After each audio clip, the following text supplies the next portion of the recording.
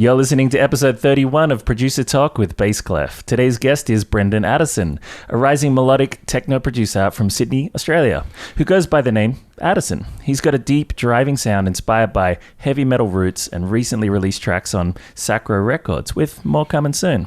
But what really makes Brendan's story stand out is the transformation he's made over the past couple of years. He went from DJing local gigs and messing around in Ableton to signing record deals, mixing and mastering for other artists, and becoming a go-to mentor for newer producers, all while holding down a serious day job and keeping the fire alive in the studio at night. So, welcome to the show, Brendan. It's great to have you here, man. Oh, it's great to be here. It's an honor to be here. Amazing. How's things? What's news? Yeah, just trying to keep going with the whole production journey and, like you said, doing a bit of mixing and mastering for people now, which is something completely different. I'm excited to talk about that. But for the people that might not have heard of you just yet, let's kick it off with the basics, actually. How would you personally describe the kind of music you make and what kind of vibe are you going for? I would describe it as definitely melodic influences, probably melodic techno. I like really dark, like growly type bass lines and synths, like driving bass lines as well, light airy arps, things like that. So I do try and combine all that into, my original roots came from house and tech house, and now I think I've slowly started to develop into melodic techno. So I think some of those sounds from tech house are coming with me into melodic techno. It makes a good blend, man. All good styles. But I have heard you mention before that you were also into another style early on, and it was metal, right? How do you think that's shaped your sound in melodic techno? I think just because of some of, like, particularly the guitars in metal, they just sound so interesting, and I find that it's hard. Well, I find it easier now, but I found it very difficult before to get synths that had a really good presence in music. And I guess coming from that metal background, just really liking heavy metal it's just the characteristics of that metal music that I love. Me too, man. My roots are in rock and roll as well too, and I always loved metal too. And that power and that distortion and everything is just pulls you in, right? Yeah, definitely. Yeah, and you've got a track, Intergalactic, that I know it's just dropped with Sacro Records, right? Can you tell us a bit about that and how it came together? Yeah, so that track actually came out earlier this year. It was around January.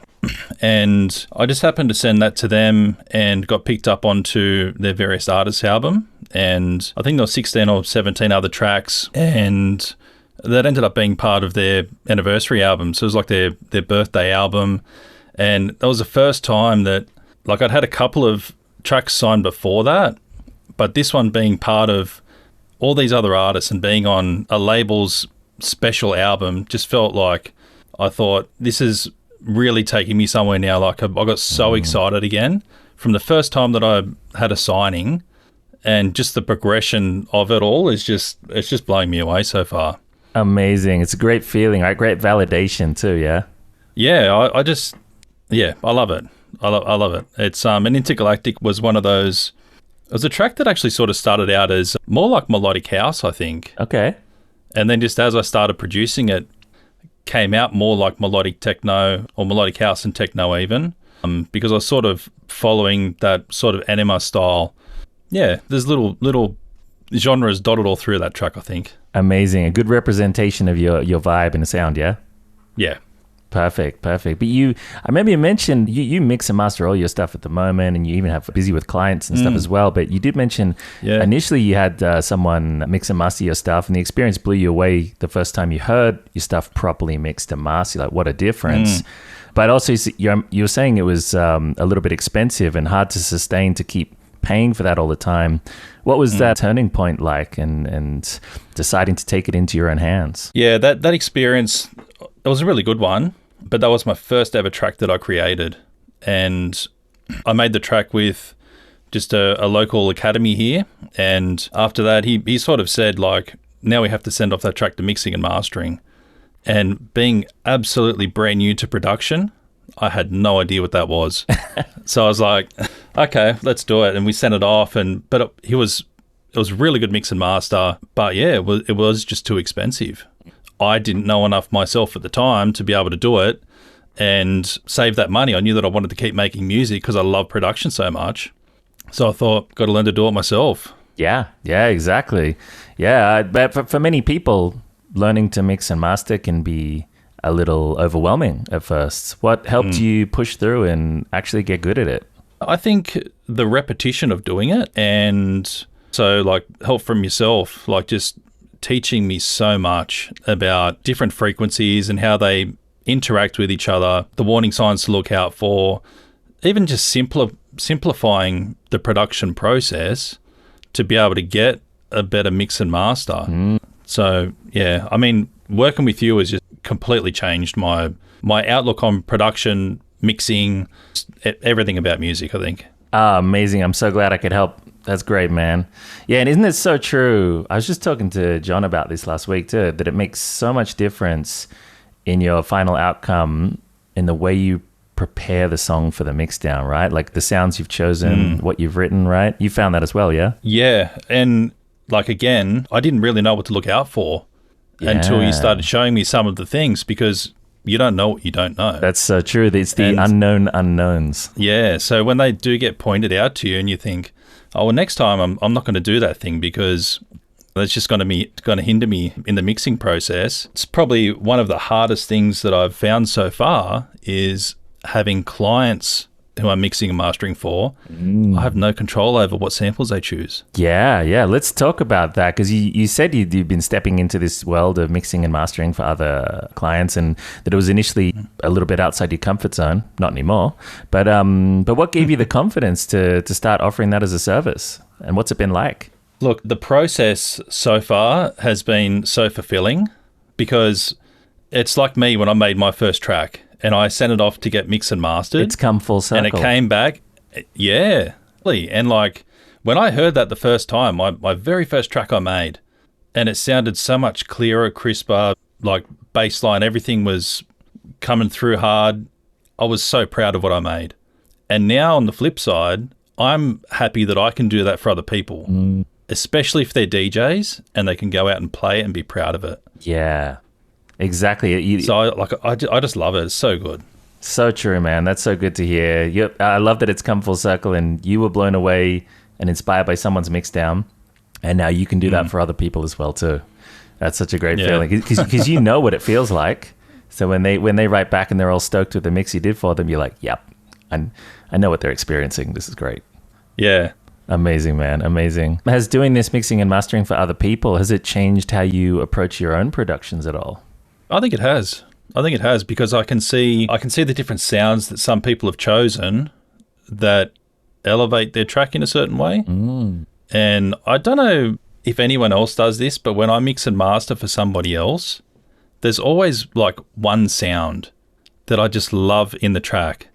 And it's like that little sound, I've got to try and make that, not changing the scope of their track, but just make that shine just a little bit. And I've done a few of them now, and in every single track there's been something that I just like about it. Some element, a trumpet, or it could be whatever. Yeah, it's weird. I know, I agree. I look for the same thing too. Like you kind of look for that magical focal point that like we're not gonna overly change that or anything. That bit's perfect. Let's build it all around that. That's that magical thing. No, so I agree. And I think it's really important to listen out for and be open to, right? Because there's the potential, if you're mixing for somebody else, to be like, all right, let's just change everything. Let's just, I'm going to apply my rules, my opinion or whatever. But I think when you're mixing for other people, it's important to get into the idea, into that mindset of the client, what they're hoping to achieve, and paying attention to their demo and like what were they going for, and what's the standout sound that we should be highlighting and bringing forward. And yeah, I mean, this is all the kind of stuff that makes them, no wonder they're super stoked with your final product. Yeah. What are speaking of this, though, you must have seen some mistakes and things as well, though, too. Like, what's some common mistakes or problems you're seeing in people's mixes that they send you? I'd say probably the biggest one would probably be just initial gain staging. I think that I would say probably most producers, especially beginner ones, they probably don't have a balanced system, acoustic treatment in their room and stuff like that. Yeah. And I mean, gain staging for me it's obviously super important because you need to have all the levels right. But yeah, maybe that's one. Are they coming in with everything too hot? Everything's like clipping, or what's happening? Thankfully, not yet. Everything's a little bit quiet, but it's just okay. it's just muddy, or it's, just levels are all over the place. Yeah. Which would be expected if they're not listening on something that's, I guess. Yeah, right. Like if you don't have an accurate listening environment, or if you're at least not referencing or something, how would you know what you're aiming for, right? Yeah, probably sounds awesome in their headphones. Yeah, it probably does. You just need to go around to everybody and say, "Hey, no, listen to my track in my headphones, not yours." Yeah. They do the old car test and Yeah, see what it sounds like. yeah. As long as it works in my car, forget about everyone else's car or the club. Amazing. What Yeah. else? Any other common mistakes you see? I'd say maybe some drums. Drums are a little bit thin, or stuff isn't as bright as it should be. Samples that might have just a little bit of harsh frequencies in it. Yeah. Yeah, like one that I'd done recently had a bass line in it that obviously had a kick in it at some stage, but they now had a separate channel for a kick that was different. Oh, okay. So I had to try and deal with that. So just little things like that a new producer may not be able to look for and isolate certain things to be able to see if that's a problem for them or not. Yeah, and like you say, there's so many unknown unknowns until this stuff is explained properly to you. Yeah, it's great that you can help them out with that and point that stuff out. Yeah, and like as well, I think referencing is the most important part of it all. Right? An issue that I seen recently was one where a kick was just a couple of semitones too high than it should have been for the reference tracks that was being used. So it was once that was corrected, it actually fell more in line with how that genre should sound. Yeah, totally, right? Because you could, if you have some like powerful, say like a techno track or something, and imagine if the kick is pitched up too high, it's not going to feel heavy and dark and strong, right? It really matters the sounds we start with. And I mean, I always relate this back to when I was in a band and I was playing drums, and you'd pick the right kind of drum for the recording. You know, if I'm playing on a rock and roll track versus say a jazz track, I'm bringing a different drum kit, man. It's not the same thing. Different cymbals, all sorts of stuff, right? Yeah, that's interesting. Any other common mistakes you see popping up? I haven't really seen anything coming in like out of key yet, which is good. Okay, great. That I've had to try and correct. So everything's been pretty good there. Not really. I think the clients that I've had so far they're actually quite good. That's great, man. So, yeah. That's great. And it's great to hear that you're really leveling this stuff up and that they're super happy with the results as well, too. And that you're enjoying it. Super important. But that's the thing. Like, I'm just loving it, yeah. Right? It is fun. And I think that mixing becomes more and more fun the more comfortable you get with it, right? I remember when I was first learning to mix, very long time ago. I'm very old.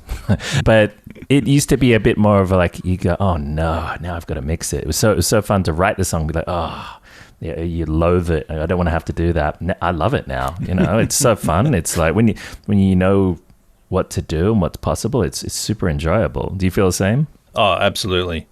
Yeah. I actually used to be scared of mixing. Many people you say, are. like I was, yeah, because I didn't know what to do.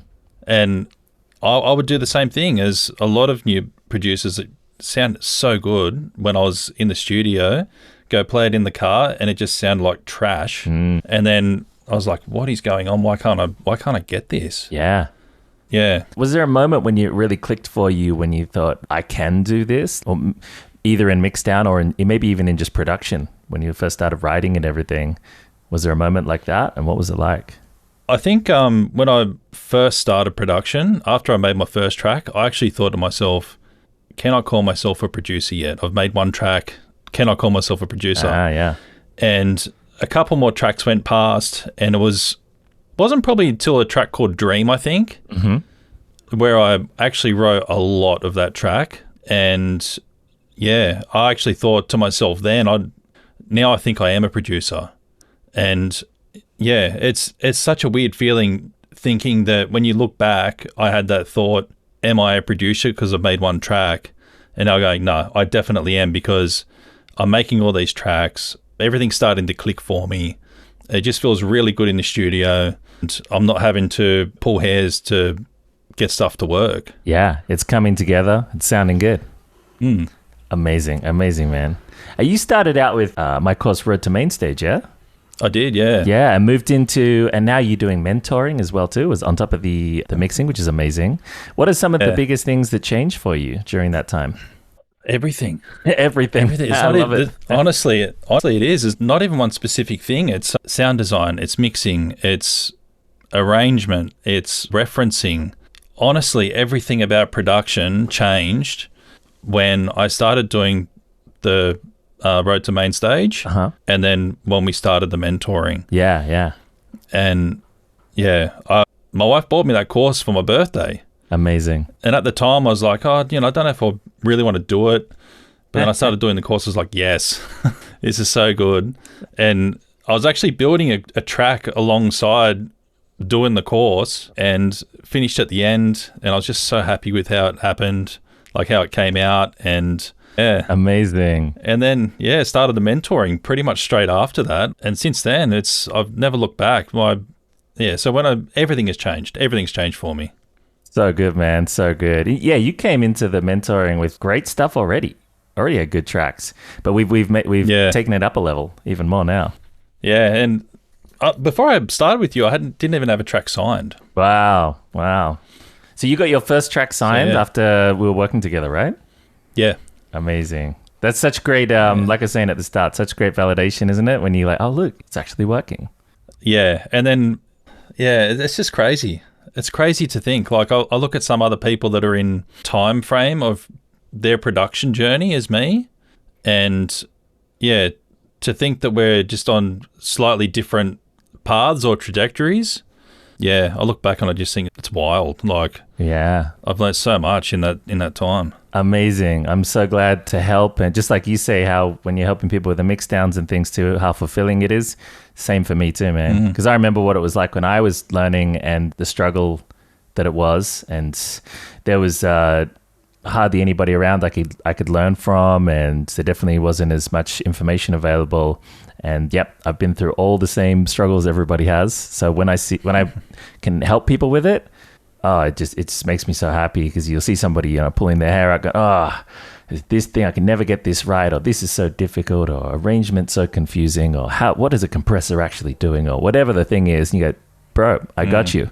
Let me just show you this, and it unlocks, and you have that aha moment. And you're like, I just feel good to be able to save people that time and get them ahead, and so they can just get back to having music, having fun making music. Yeah, well, I was definitely one that the whole YouTube university, like, I was captivated by it, and I was trying all these different complicated things with compressors and side chaining and all of that stuff. And it's just so much of it just doesn't work, right? All this missing. Yeah, and honestly, like, even most of the Ableton stock plugins just sound amazing. Oh, they do. Like, you don't need all these expensive plugins to make something sound good. Yeah, this is one of the biggest misconceptions when people are getting started, and I can see why it would happen. I think it would be right, that if you wanted to have a pro sound, you need to buy pro plugins or buy expensive stuff, and you need to use lots of them. But it's totally not true. The reality is the plugins that come with Ableton are more than good enough, and it's the skills that people need, the techniques, the system to follow. That's what makes the difference. Did you find the same? Yeah, I think it simplified the whole process for me. Oh, yeah. As well. Like, and now I have a lot of that stuff already saved into a template. So if I start a new track, it's already there. Like, most of the work's already done for me. Awesome. Yeah, it's great. I can just get to writing, which is, It's so much better when it's simple like that, right? Because music production doesn't have to be complicated. I feel like, it's like you're saying before, there's a lot of complex stuff on YouTube. It feels almost like, I'm sure they're not doing this intentionally, but maybe subconsciously, it feels like there's a celebration of complexity. Like, people will do a demo video and they'll show you how they made a track or how they made a sound or something. And I'll be sitting there watching them. And it's almost like they're saying, hey, look how complicated I made this. Like when you see a cook or a chef doing something with all these crazy cooking techniques, and, we marinated this for a week and then did that and whatever, and, and it's like, yeah, it tastes okay, man. Did you really need to do it all that long? There's, and so often, I don't know, maybe there are some examples in cooking where, these things actually benefit, but very rarely in music production does taking the long way actually make anything better. But you started all the way back with a song that you referred to as an alarm tone song that you mentioned to me once. Can you tell me about this alarm tone song? So it's Funny story because, it's a bit of a personal joke with me and my wife because she'd seen on TikTok or something like that this guy had made an alarm tone for his wife and had a whole heap of swear words and stuff in it, like just to try and get her out of bed and stuff like that. So she said, why don't you make one like that? And I haven't even made a track yet. Like I don't even know how to use Ableton. I didn't even really know that you could drag in samples. That's how new I was to it. Wow. But I managed to get some sounds out of this thing, and it was so bad. If you had it as your alarm, guaranteed to get you up. Wow, but it gets the job done. It was so bad. So my wife always jokes and says, do you remember that alarm tone that you made? And I was like, yeah. She always says it to me. You should get that alarm tone, remix it and release it, make it into a track. And I was talking to her about it the other night, and where I've come from the alarm tone to where I am at the moment, and I probably should just make it. I probably should remix it just for something to do, something fun. So I want to hear it. Oh, if anybody's I can show it to you. If anybody's watching this on YouTube, comment down below if you want to hear it too. Amazing. Well, if you could go back in time to that moment when you wrote the alarm tone track and give yourself one piece of advice back then, what would it be? What would that advice be? Probably get some lessons before I made that. Nah, I don't know. At that time, I barely knew how to make any sound out of Ableton. But I think it would be get lessons. I think for any new producer, that they need to get lessons to be able to learn how to make something. Yeah. Make a track or make anything. And I feel that if you start with bad habits, that's not going to help you in your journey. Oh, that's so true. Be shown the right way, and it's just going to propel you so far. Yeah, and fast too. I know what you mean, because often, see, when you came to start doing mentoring with me, you already done my course, The Road to Main Stage, so you had a lot of my recommended systems downloaded into your head. You know, you're already working that way. But quite a few people that would come to work with me, say with mentoring, they might not have done my course before. And very often, a lot of what we're doing is unlearning bad habits. And I'm sitting there explaining why the things they learned on YouTube are not the best way to do things. And they're like, really? No, but everybody says it. I'm like, yeah, but look at this. Look, if I show you, you decide. What do you think? And they're like, oh, that is better. And that was easier. Yeah, crazy stuff, man. Yeah. Yeah, see, I was lucky that at the time I didn't have any bad habits because I literally just started. Clean slate. Best way to be, man. How about these days? What does your current production workflow look like? You start out with drums, synths, something else? How do you do things? Well, it actually varies sometimes. Sometimes I like to start with a melody. Yeah. And then I'll build the drums out from there. Other times I'll start with a kick and bass. I'll write a bass line and then try and build something else around it. Yeah. I very rarely start with a vocal. I'm always seem to be trying to slip a vocal in there somewhere. Yeah. So I like more instrumental type tracks. Yeah, me too. But yeah, the odd one I'll put a vocal in, but it's always an afterthought. Yeah. Well, so I don't know. There's maybe something in there. Maybe I'll start with a vocal next time and build a track around a vocal. Yeah, and I think that just goes to show that there's no wrong way to start a track, right? People often ask and say, "Oh, should you be starting with the kick or should you be starting with that?" It's I don't think it doesn't matter. It's whatever inspires the vibe. What makes you go, "This seems fun. Let's do this." Yeah, yeah. But then that being said, whatever element I'll start with, I will always try and sketch it first. Get my 8 or 16 bars or whatever it is. Try and sketch it all out. Get almost everything written that I can, and then I'll try and arrange. Yeah, and even after the arrangement is done, then I'll mixing very, very last thing. Yeah. Even unless I pick it up at the time, even EQing certain elements, I won't do until the mixing stage. Same. Because even stuff like automation, because then I don't want to be moving stuff around and then have to change all my automation. Yeah. I just want it to flow as nice as I can. And I think that process, like writing, arranging, even the sound design, something that I'm starting to get more comfortable with is sound design, just using synths and things like that. But yeah, that's the workflow that I'll typically use. That's great, man. Yeah, I do the same kind of way. I think you sometimes get people talking about how they love to mix as they go, but I just don't know how you can do that when mixing in a true sense is making all the parts work together to achieve the goal of the song, but if you don't have all the parts written yet, then how can you make good mix decisions? Like, because you got to, even as you're doing the drums and bass, you're considering whether does this song have a vocal or not. That would change how I would process my drums or bass, you know? All these things interact with each other, and depending on how busy your mid-range is, like do you have leads and pads and chords, and everything affects everything else, and you've got to kind of, it's just so much easier when all the parts are there and you can go, okay, I know what we've got. Let's put these in the places we want to put them in to make the track sound the way it should be, the best version of itself, right? Yeah, so I think often when I see people mixing as they go, they have to end up undoing a lot of what they did and redoing it, right? Doubling back. Yeah, I've been there, and it just takes it so much longer to be able to finish a track. Yeah, yeah. And I have friends that keep tinkering with tracks, and I keep saying to them, just finish it, get it out of the way, get on to the next one, and you'll keep getting faster and better.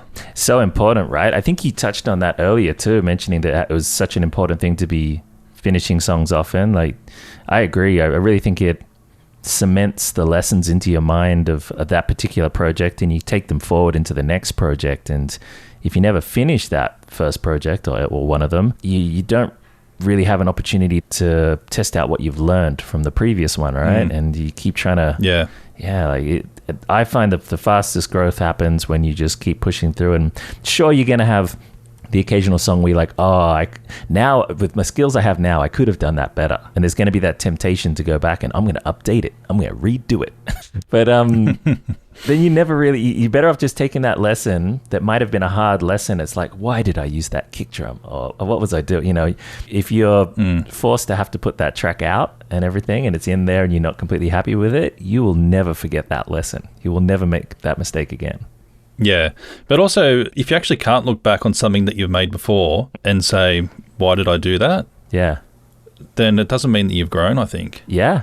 You haven't learned something as a producer. You're not committing to a project, that particular song. And I mean, I get that there's definitely an understandable amount of fear, at least initially with that, where you're like, whoa, I'm going to tell the world that I consider this done, and what will they think? What if people judge me or say my song sucks or something, you know? And unfortunately, we just got to do it and just get it out there and rip off the Band-Aid, keep going, and remind yourself that whatever song you're working on doesn't sum you up as a person or as an artist. It's just one song out of hopefully thousands and thousands you're going to make, and they're always going to keep getting better as well too. And it's the body of your work over time that sums you up, not the first songs. And you don't need to put this pressure on. There doesn't need to be this perfect opus, because I mean, perfect doesn't exist, man. Like what my definition of perfect or your definition of perfect, it's all different. It doesn't matter. So I encourage people to just finish tracks and move on. Just set a deadline and say, I'll do the best I can up until this date, and then start another one. I mean, so often, even with big artists, if your favorite artists out there, at one point in time, they were learning too. Everybody started at zero, and they get to the point where, you know, they're killing it. You love their songs. They're maybe some of the best written and mixed songs out there, but you would still be curious to go back and listen to their old stuff, wouldn't you? And, you know, 100%. Yeah. Like, see if they've got an alarm tone there somewhere. Where's your alarm tone? I want to hear your alarm tone. And and you'd want to hear that. So I think maybe it's good to keep that in mind, that when we all get to that point where we're really proud of our music and our mixes and everything, you would have built an audience by then, and they are going to be understanding and excited to hear where it all began. Yeah. But first step is just getting it out there, right? That's it. And like, even going back to the time, you mentioned time before, and now that I'm doing mixes for people, I have less time to produce myself. Yeah. So I feel like now when I'm in the studio, I am setting those deadlines and going, I only have a certain amount of hours to be able to work on this because I've got other stuff to do. Yeah. I really need to make my time in the studio the best it can be. Yeah. So that's where that workflow really comes in handy, with working through every element as it should be done in that order, so that you're not going back and or changing mix decisions and things like that because you've added a different synth or a vocal or something. Exactly. It's to avoid doubling back. It's that my whole system is designed for that, because I developed it for myself initially when I was touring internationally constantly. It was my full-time gig of producing and DJing, and I was starting to realize too how much, that's when I started to really realize how important my time was. I think because I had some track I finished and released, and it took me like 3 months, and I was really excited about it. But then I'm like, man, if I keep working this way, I'm only going to get 4 tracks done a year. I'm not going to be able to compete and actually make this my job. So I really started to develop, how can I get amazing results but fast? Like, what are the things that are slowing me down? So yeah, worked all that out, and that's what I teach, and it works. But it's funny, sometimes I'll see when I'm talking about that, I don't know, on YouTube or something, and someone will comment and say, why would I want to finish tracks fast? I want to take my time. I love producing. So yeah, that's fine, man. If you want to take your time and spend a long time on your tracks, if that makes you happy, go for it. This is just for people that do want to finish tracks fast, people that do feel like maybe they're trying to do it professionally, but that's only some people. A lot of people I work with, they just want to be proud of the music they make. And like you're just saying, they have limited time. A lot of people have families and kids, and they're like, man, I'd love to be able to get into this. I just don't think I've got time. But then when I show you how to do it fast, you do have time. Yeah. Yeah. You can actually get into a better flow. Like end of last year, I really got into a really good flow, and I was finishing tracks quickly, getting them out, and then had a bit of a break over Christmas. And I actually found it hard to get back into it again. Yeah, right. Isn't that interesting? It's kind of like when we're not match fit. It's like if you haven't been to the gym for a while and you go back and everything hurts. You're like, oh, exactly why did I take a break for so long? And you lose the motivation because you haven't been for so long.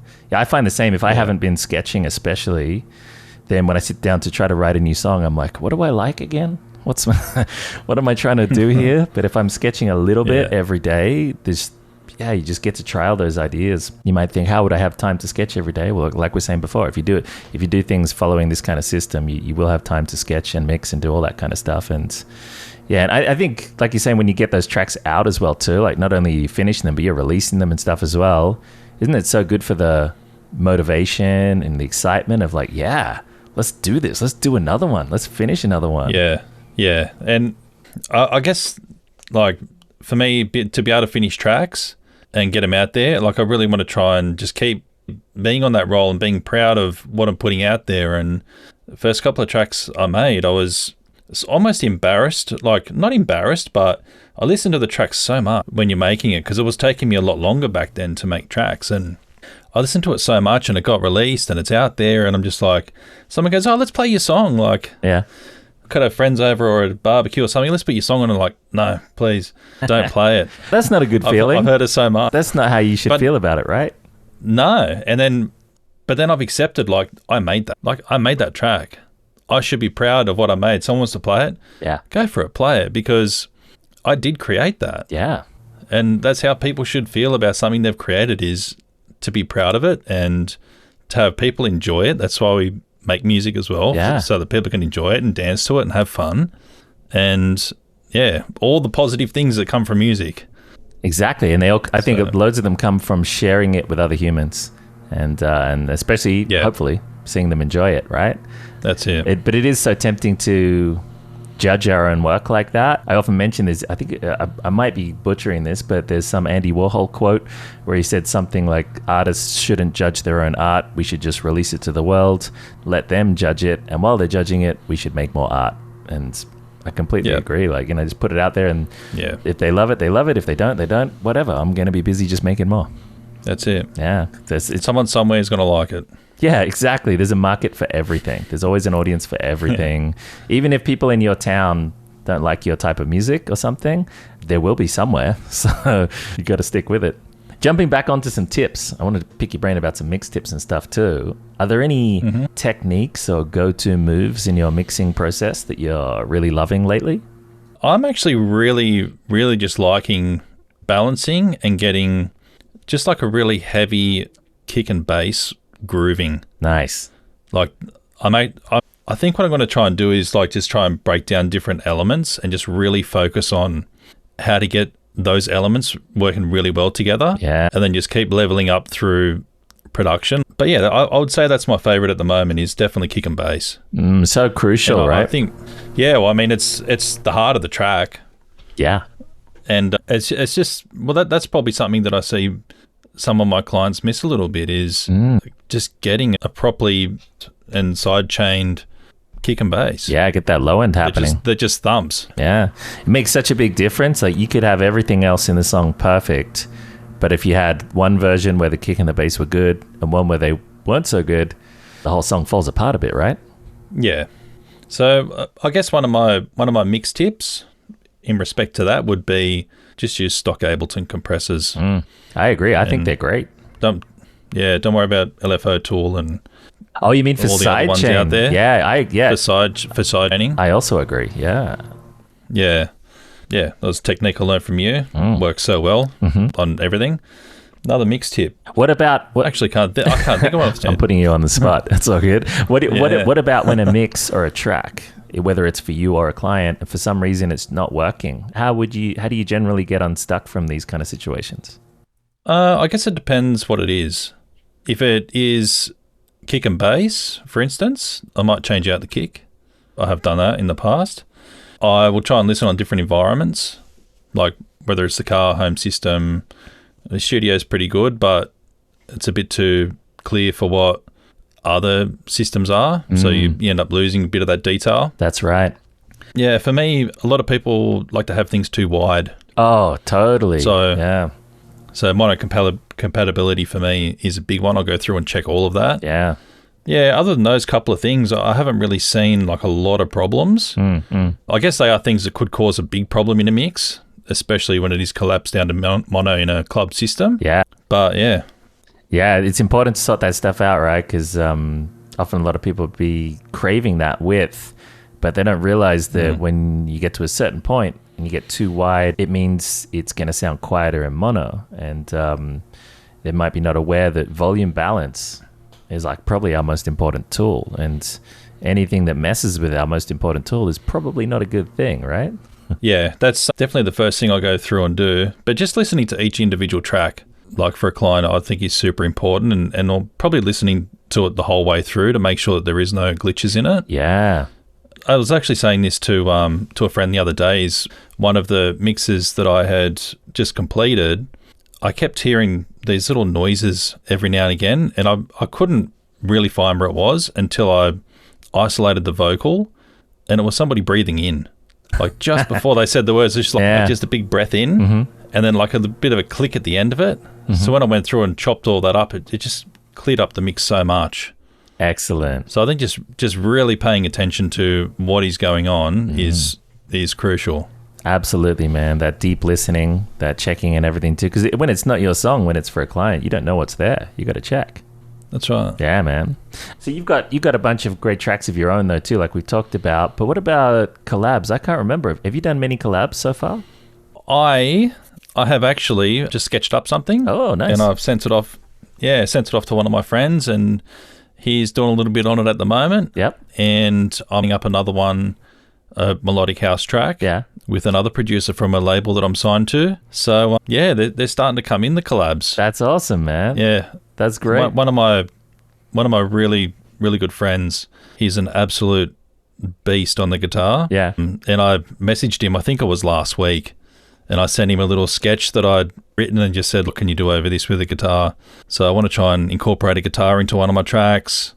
Yeah. Nice. The metal roots are coming back. Yeah. Is it like metal guitar, or what kind of guitar does he play? Oh, he plays everything. Yeah. Yeah. Okay. But it would be metal. Yeah, of course. Good. Yeah. I want to hear some of those riffs in the breakdown. We spoke a little bit about time and using our time wisely and stuff before, but I wanted to ask a bit more, but how do you balance all of this stuff, like your production, your mentoring, mixing for clients, life, and doing all that and still keeping it fun? That's actually super hard, is still keeping it fun, because where I'm going with it now sort of feels more like a business. Production side of it it's all of it's still really fun. I don't feel burdened by any of it, because I love all of it. I can't believe that I can do mix and masters for people and get paid for it. Like it actually feels criminal that I should be getting paid for it. But you deserve it. You deserve it. I just love it so much. But yeah, just trying to find the time for it is actually I've really got to thank my wife as well, because she doesn't mind if I'm in the studio for a few nights a week. Nice. Like she really supports what I'm doing, and she's super proud of me as well. So good on her. Hats off to her for allowing me to do this. So that's probably the first thing. But I think when the client stuff comes in, I try and take that as a bit more of a priority over my own stuff, because I want to see their track get out there, and especially if they've already got it signed. Yeah. So get it out there, get theirs done, and then I'll try and maybe I'll wake up early one morning or just stay an extra hour in the studio at night and just try and write something of my own. Perfect. Yeah, it's so good that you're giving back like that and helping other people with their music. It's amazing to get paid for it, right? Oh, it's mind-blowing. Yeah. Like, to think where I came from, didn't know where it was, and now I'm doing that for other people, and they're happy, and I'm getting paid for it. Yeah. Happy repeat customers as well, all coming from the alarm tone. That's it. How things start out, and yeah, amazing progress, man. Really good work. I've heard the mixes, and they're really good. Well, hey, what's next for you? Any upcoming releases or projects that people should check out? I have a track called Dream that's coming out on the 4th of July, and that's again with Sacro Records. Cool. Yeah, they're a really cool house and techno label out of Mexico. Nice. Yeah. So that one's coming out. Hopefully the collab comes back soon, and that one I'm sure will be a belter as well, because my friend is a techno producer, so he's going to add his little spice to it as well. Cool. Yeah, other than that, it's just the mix and masters and trying to push my own tracks out when I can, and yeah, keep the mentoring going and just having fun. Awesome, man. I love that. It's all about having fun, and it should always be having fun. If people are not having fun doing this, they're not doing it the right way. So it's great to see that you are, and great to see there's all the releases coming out and that you're so busy with the mix downs and the mentoring too. It's been awesome to chat today, man. Super fun, super insightful as well. Where's the best place for people to follow you and hear more of your music, or maybe even reach out if they want to work with you?